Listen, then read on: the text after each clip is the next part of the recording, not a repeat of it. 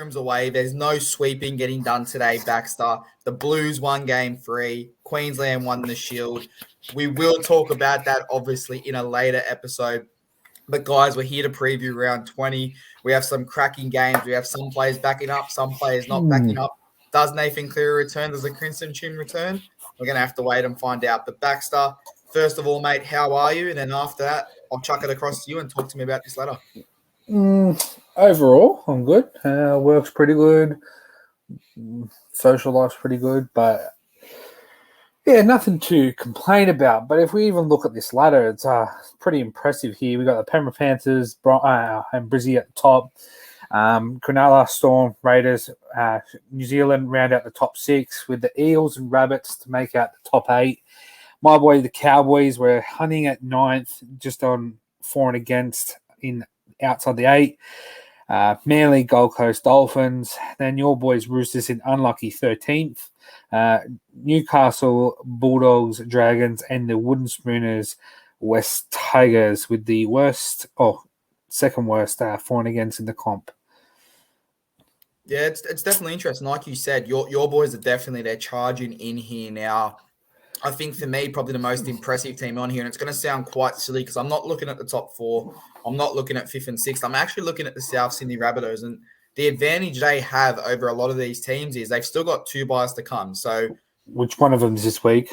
So one of them's this week. So you could say, arguably, they get that 2 points. They're actually sitting in 6th position, but we've got to wait for this week to end. But talk to me about a few teams here. Obviously, first, you've got Penrith, you've got Broncos, FY. And let's talk about the 3rd place because the Cronulla Sharks, they're still yet to prove that they can destroy.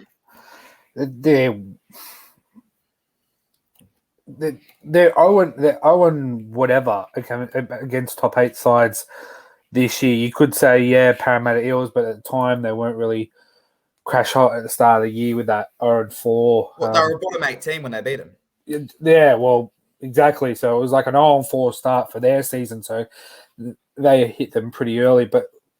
Probably one out of how many times they played the top 8, they just seem to crumble. So, they've got a good for and against, which is, pretty impressive. Only the second team to have a positive triple-digit for and against, but they've got all their buys done. Penrith, them, Melbourne, from the top 8 have had all their buys. So really, as I always say, you've got to take the buys into consideration. Brizzy are really the top, the ladder leaders here with their extra buy coming. So make it as you will, but let's crack into round 20 of this NRL Premiership. Well, let's crack straight into it. Obviously, it is a bit disjointed. There is no Thursday night. We are recording this on Thursday night. These team lists have been cold, but I'll be quite honest. I made this a day and a half ago, so I'm not sure who actually came in off the extended bench. But Baxter, it's the Newcastle Knights, and you've got Kalen Ponga, Dominic Young, Dane Gagai, Bradman Best. He is named. Can you just confirm if he hasn't pulled out because he does have a issue after Origin? Nah, Bradman Best will be playing, I think, left wing. So Dane Gagai has been ruled out, and Amara Tula in jersey number 19 is coming in to replace Dane Gagai. So it's best for Gagai and Tula going into the right side center. So Dane Gagai at the moment is pulled out. As I quickly look down, no other changes to the squad apart from that one. Well, obviously, keep an eye on that because there is rumours going around that Bradman Best could be a late withdrawal due to an injury last night. He had a cracking debut, but you know what? In the end, it was a dead rubber. But you know what? He was robbed. He probably should have had a hat trick, and some of the boys should have won a lot of money because they had a bit of money on him, paying 125 to 1. But I did. Let's keep going. We've got Tyson Gamble, Jackson Hastings, Daniel Saifidi, Phoenix Crossland, Leo Thompson, Tyson Frizzell, Lachlan Fitzgibbon, Adam Elliott, Kurt Mann, Jacob Saifidi, Jack Heverington, Matt Croker, and Dylan Lucas. Like you said, Tuali comes into the lineup, and you've got Brody Jones, Heimel Hunt, and Adam Clune. So a team that wasn't really disrupted. Ponga obviously pulled himself out of Origin so he could focus on the Newcastle Knights. They haven't been playing bad football. They're just struggling to put together 80-minute performances. So What do you make of this squad? Is this the game where they finally put an 80-minute performance in and we go, wow, they have a chance at finals, or is it too little too late for this side? Nah, I think it's a little too late for finals, as we just previously touched on the ladder. They sit I think it was just, so they just sit below you guys by a point, and the only really positive for and against, thanks to their 66-0 win against the Bulldogs last week, which puts them in a positive for and against. But at the moment, they're sitting 19 points, 3 away from my boys and the Rabbits and Para on 22. Is it enough? You could say mathematically they are, but given what they have left to go from now till the end of the season, as I quickly look into their run home, I think obviously they've got the West Tigers this week. They've got the Storm, Raiders, Dolphins, Dogs again, Rabbits, Sharks, Dragons. So really, I'm expecting them to win maybe 1 or 2 games left for their run home for the end of the season. So really, they'll finish on 23 points at best. That puts them into the top 8, but the other teams have to play their game. So I think it's a little bit too late for their run for finals football, unfortunately. Yeah, I think I've got to agree with you, and not because obviously them as a whole as a team, because I think they're playing good football. But you just mentioned a few teams, and you've got the Warriors, they're playing good football. They've got back-to-back games at home. You've got the Eels, you've got the Rabbitohs, you've got the Cowboys, you got Manly, you got the Roosters. There's so many teams in that bunch that you'd expect to pick up more points than what Newcastle are over the next 7 rounds, that you almost say you might push it, but you're not going to make it because someone above you is going to win too many points. So I'm completely in agreement there that there's a big chance they miss out. But let's throw it against to you. Bring up your little team list and talk to me about the West Tigers. You're on mute. As we say about the withdrawals to the squad, there are no changes. So it is a 1 to 8, 19 at the moment with Bula at fullback, Asu, Totola, Talu, Tupu, Smith, Wakeham to make the backs. Steffer, mate, I don't know why he's been rested for game 3, but hey, game 4 is around the corner for you. Happy Coruscant makes his return from a broken jaw. David Clemmer, Isaiah Papali, John Bateman, and Paul to round out the front row. Jake Simpkins, Sean Bloor, Alex Twall, Alex Stemworth to make the interchange bench, and Dane Laurie and Assie James at the moment to make the 18th and 19th jersey, with De Silva, Justin and Naden to miss out from the extended squad. And again, as I touch on, the Tigers run home into the finals here, obviously into the end of the season. Obviously, they got the Knights this week. Then they got the Dragons at Wollongong. They got up at Tamworth against the Rabbits, Canberra in Canberra. Then they take a game over to Hamilton, New Zealand against the Warriors, but they are the home team. Then they got Combank against the Dolphins. Then they take on your boys at your place, and then they finish up at 4 Pines Park against Manly on a 6 p.m. on a Friday on the 1st of September. Again, I don't see them really winning any of their games from now to the end of the season. Spoon locked in? Oh, mate. Could you say this is a worse year for them? Because they came 16th last year, and now you finish 1 below that. And this was the year where you had Appy, you brought in Clemmer, you brought in Bateman, you brought other players around this squad to sort of improve it, but you've gone 1 step backwards. It's a bit of a basket case with the man at the helm at the moment, who's 73 years of age, is now warming the seat up and training Benji to take the squad on. Rumours are Benji's going to probably take on the head time full coaching role next year over Tim Sheens, with Robbie as his assistant. Look, this squad needs another 2-3 years of a babysitter before they start playing some good football. yeah, you could say they look good against a wet weather in Bathurst against the Panthers, Brooksy's 200th, but they ain't going to come ever again.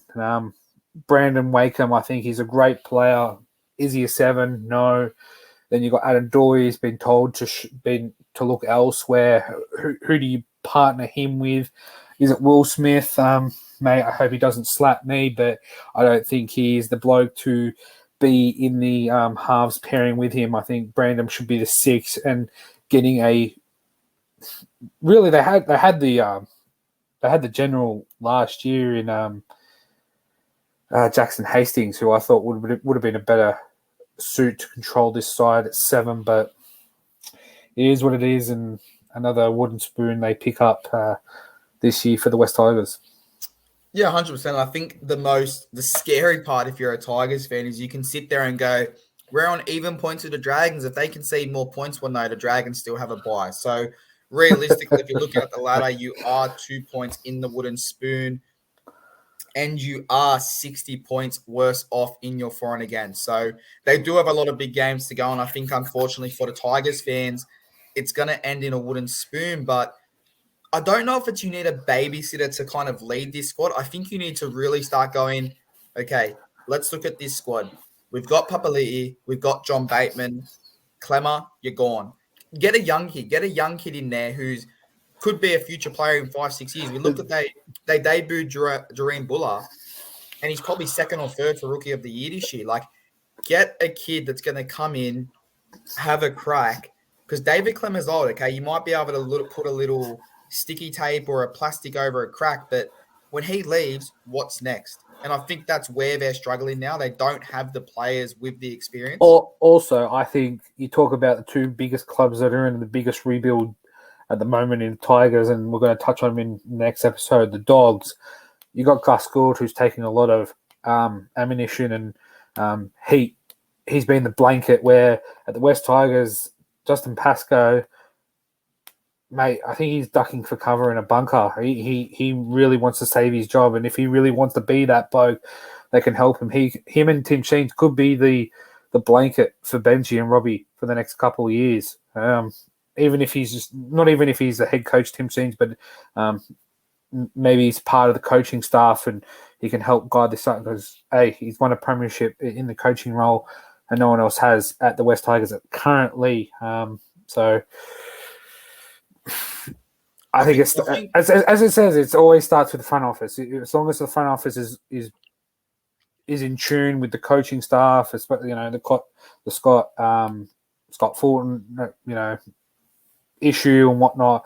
I think everything needs to be aligned. Everybody needs to be on the same page, heading in the same direction, on the same line, on the same train, for this team to actually turn the corner and go upwards up the ladder, because really they can't get any worse. They're at rock bottom.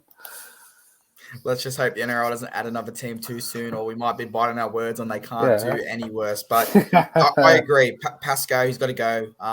If you ask any Tigers fan, they're absolutely ropeable. And like you said, every single time something happens, he disappears. He doesn't face the media. So I don't know if putting Benji as head coach next year is the right idea. What I'd like to see is keep Tim Sheens there as a head coach. And the reason I say that is I think they're in for another rough year next year. But what I'd be doing is, Tim, you've got a contract. You're the head coach. We're going to give Benji more control, but you're going to face the media. You're going to go to the post games. Yep. You're going to talk. Shield him for a year. Sheens goes. Benji comes in. But I just think if you throw him to the media, like realistically, look at this squad. Give me a 2-3 ladder prediction where you think they're going to finish this year. It's 15th to 17th. 15's pushing it. But that's what I'm saying. You don't see this side getting any better. So if Benji steps in now and takes over, he's probably killing his career, if I'm being completely honest, jumping into this mad mess as a head coach. Yeah, but for sure. We'll wait and see what happens there. But Baxter, like we said, they are only 7 points behind the Newcastle Knights. So we talk about a team that... But they're not winning a single game. Make the finals. But they're not going to win it. They're not going to win a single game. They're not going to win a single game from now to the end of the year. If they do, that's still not going to help them because the Dragons are going to win a game here and there, and they're going to finish last. Well, don't even try to give them hope. Don't give them hope. I'll throw it out there first. I'm going to go Newcastle 13 plus. I think Kalen Ponga choosing Newcastle is going to help this squad go. Even if Bradman Best doesn't play in this game, I still think they've got way too much firepower with Kalen and Dominic Young that they'll get the job done. So, Baxter, I've gone 13 plus. What about you? I've actually gone Newcastle 1-12. I think last week against the Dogs was a sort of a one-game wonder with 13 plus. So I think it'll be a lot closer, maybe around the 10 to 12 point margin. So I'm going Knights 1-12. And just remind me, you had a 5-point gap. Who's winning the competition at the moment? Yeah, currently in front by just one, thanks to the Blues win last night. Thank you, New South Wales, for winning 13 plus, because it would have been worse. But 1 point is fine. Finally, you've caught in front. Well, that wraps that episode up. Obviously, you've gone Newcastle 1-12. I've gone Newcastle 13 plus. We'll see how that one goes tomorrow.